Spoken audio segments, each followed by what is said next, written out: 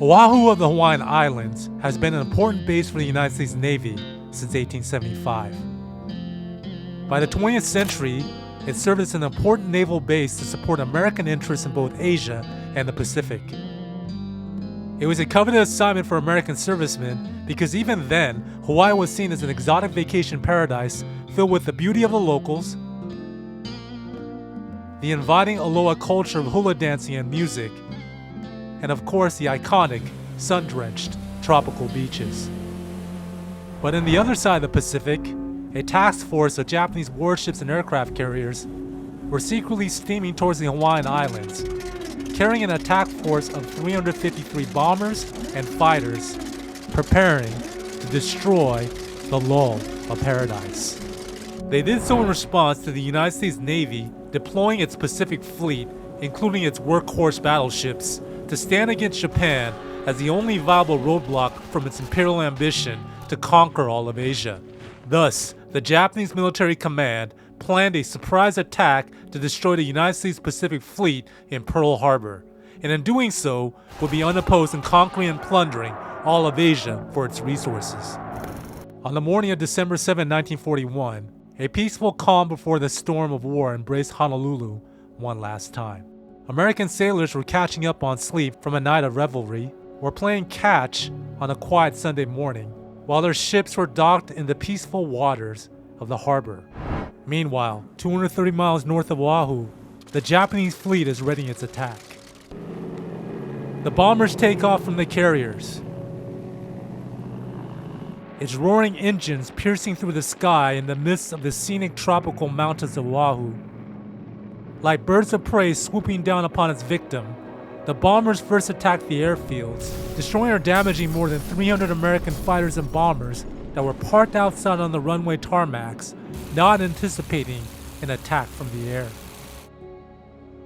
At Pearl Harbor's Ford Island Control Tower and airfield, the damage was extensive.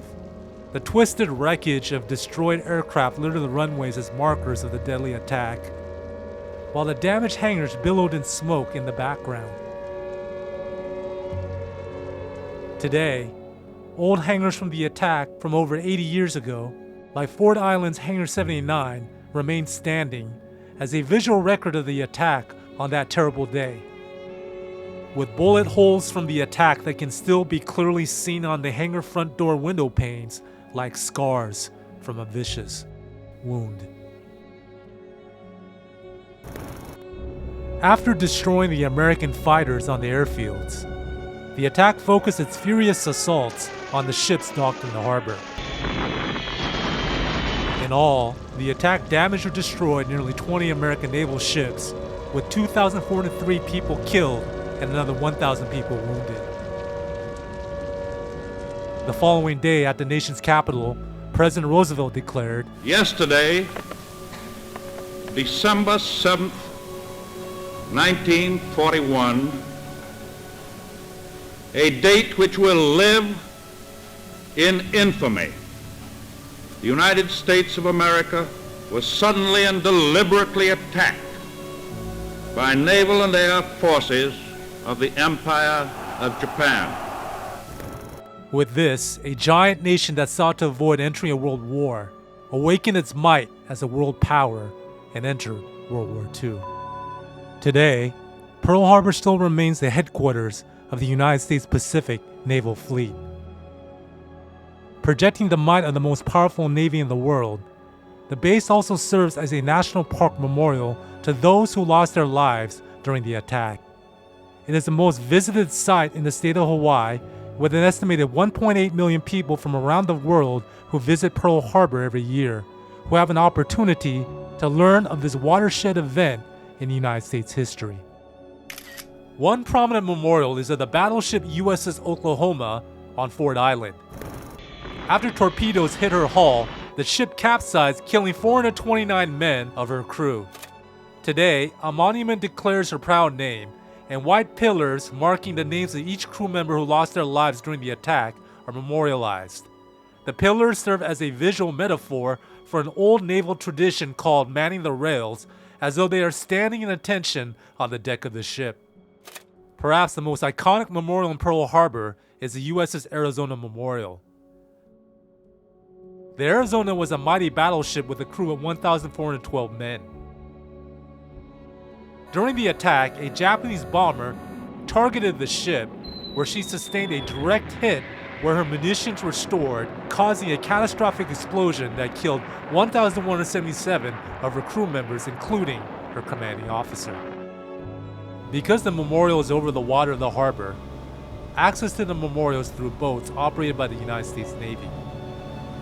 Each boat has a capacity for 145 visitors, and nearly 5,000 visitors every day ride on these boats to the memorial. As the memorial comes to view, a solemn atmosphere is felt as the boat approaches the dock to disembark the visitors.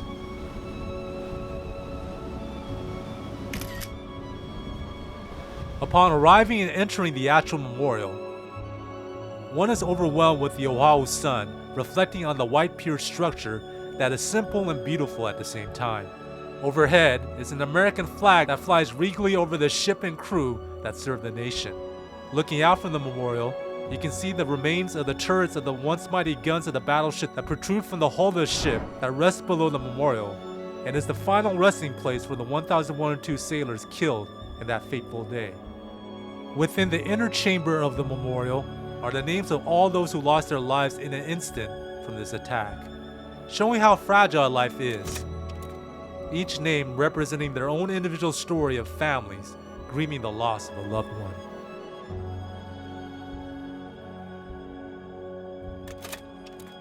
Till this day, oil from the Arizona still sheds from its resting hull and is fittingly described as the tears of the Arizona.